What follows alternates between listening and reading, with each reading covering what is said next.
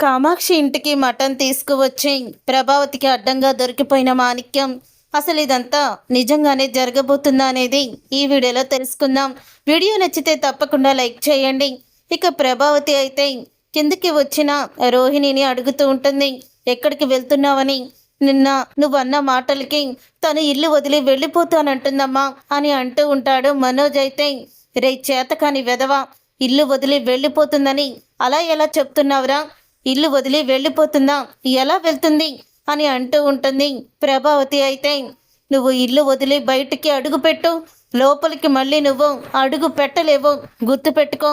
నువ్వు వేసే ఆ ఒక్క అడుగు మళ్ళీ వెనక్కి మాత్రం నువ్వు రావడానికి ఉండదు అని అంటూ ఉంటుంది. ప్రభావతి అయితే, తప్పు చేసి అందరి ముందు కూడా నువ్వు తలదించుకున్నావు, తప్పు చేసింది నువ్వు, మళ్ళీ కోపం మీదేమో మా మీద చూపిస్తున్నావా? ఇంట్లో నుంచి వెళ్ళిపోతావా? వెళ్ళు. ఎవరైనా ఏదైనా అడిగితే జరిగింది చెప్పు, అప్పుడు ఎవరైనా సరే నీదే తప్పంటారు అని అంటూ ఉంటుంది. ప్రభావతి అయితే, అసలు నిన్న చంపేసి ఉండాల్సింది అని అంటూ కోపంగా మళ్ళీ రోహిణి మీదకి వెళ్తుంది ప్రభావతి.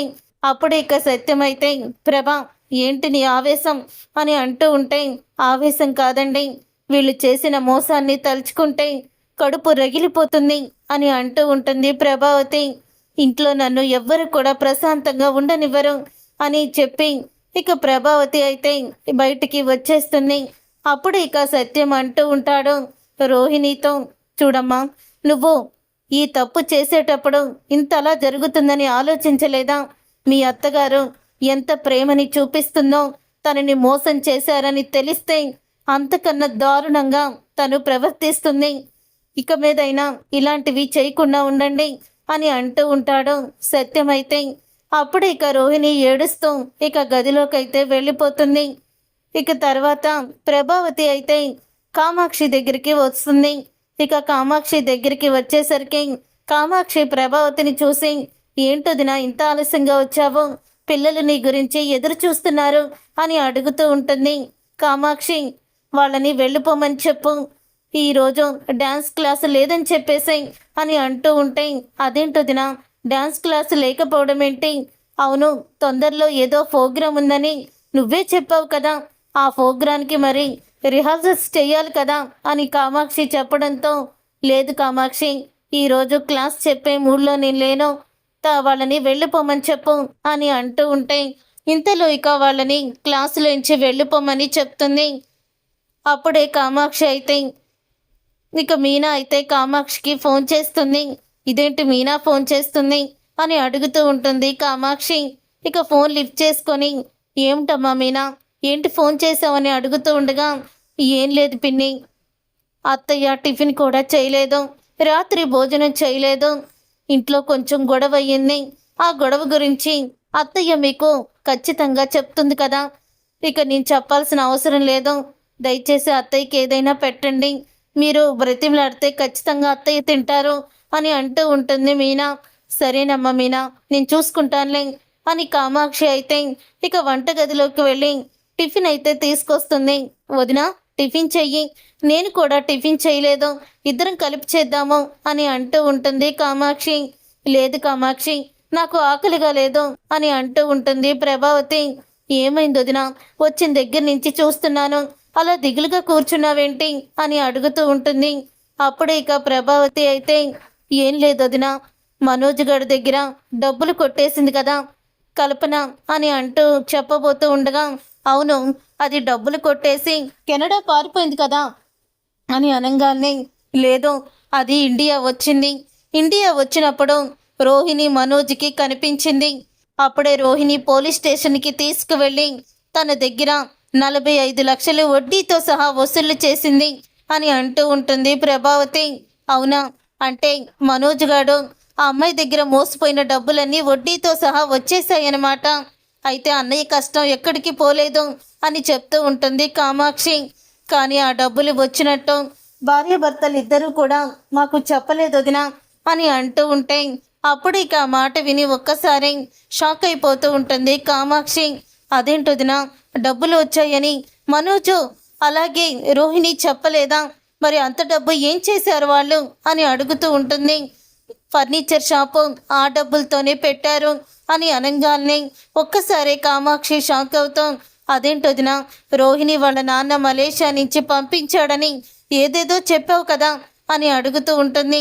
చెప్పాను, తను చెప్పింది నీకు కూడా చెప్పాను. కానీ ఈరోజే నిజం బయటపడింది.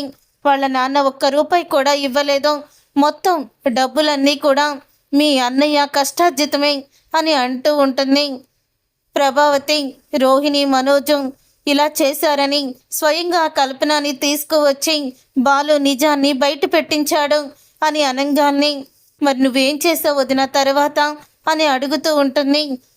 కామాక్షి, నేనేం చేశానో నువ్వు ఒకసారి ఊహించుకో, నీకు తెలుస్తుంది కదా అని అంటూ ఉంటే నాకు తెలిసి నువ్వు మనోజ్ని రోహిణిని చితకబాదుంటావు అని అంటూ ఉంటుంది కామాక్షి.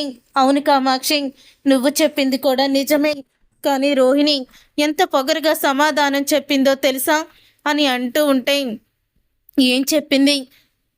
నేను ఇలా ఫర్నిచర్ షాపు పెట్టించకపోతే నీ కొడుకు గుడి ముందు అడుక్కునేవాడు అని, వాడు డిగ్రీల గురించి వాడి చదువు గురించి అందరి ముందు వాడిని అవమానంగా మాట్లాడింది అని అనగానే అదేంటదినా రోహిణి అంత మాట అందా?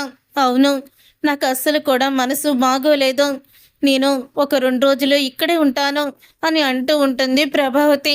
సరే వదిన, 2 రోజులు కాకపోతే 10 రోజులు ఉండు.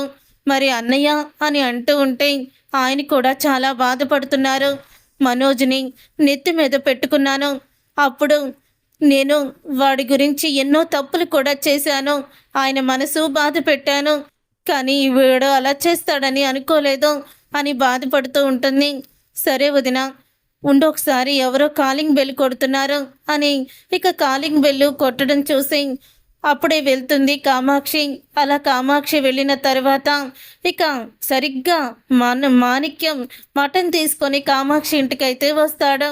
అలా వచ్చిన తర్వాత నువ్వా మాణిక్యం, లోపలికి రా అని అంటూ ఉంటుంది కామాక్షి. ఏంటి అయ్యగారు లేరా అని అడుగుతూ ఉంటాడు.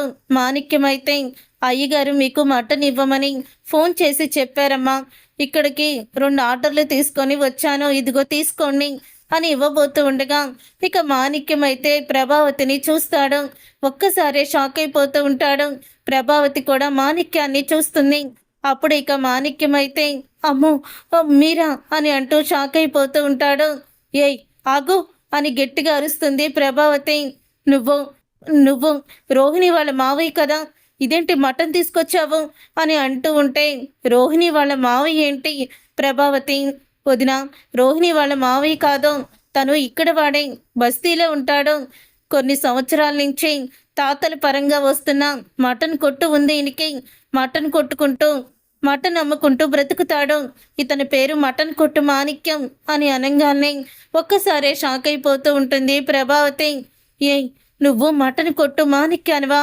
మరి మలేషియా మావయ్యగా రోహిణి మేనమావగా ఎందుకు వచ్చావు అని అడుగుతూ ఉంటే నన్ను క్షమించండి, నన్ను అలాగా నటించమని రోహిణి, విద్య ఇద్దరు కూడా అడిగారు.